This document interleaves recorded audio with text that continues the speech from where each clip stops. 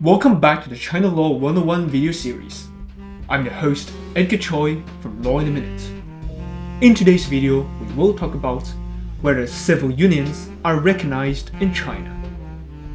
In the US, each state is a bit like a teenager with its own personality and rules. While a few states still give cohabitation a cold shoulder, most have kind of embraced it with open arms. A landmark case in 1976 in California, the Marvin case, was the first to recognize the validity of cohabitation agreements. Especially if you and your partner have an agreement, the court says, let's stick to it.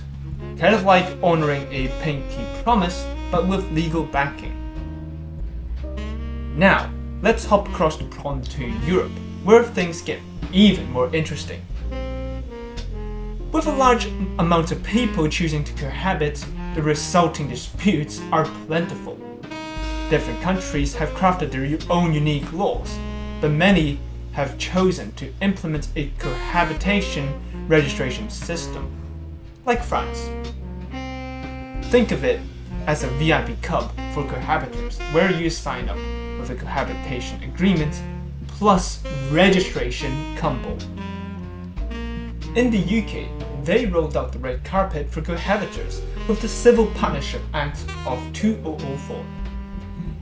This law allows couples to register and establish a civil partnership, defining their rights and obligations, sort of like getting a membership card that outlines the rules of the club. France, especially, never wanted to be left behind in matters of the heart, passed the Civil Solidarity Pact (PACS) in 1999, which came into effect in the year 2000. French couples can choose between registering a Civil Solidarity Pact or simply living together freely. Those who register get a bundle of rights similar to marriage, but with a distinct French twist. Think of it as a croissant compared to a baguette. In Germany, cohabitation property disputes are handled with a principle that each partner keeps their own property.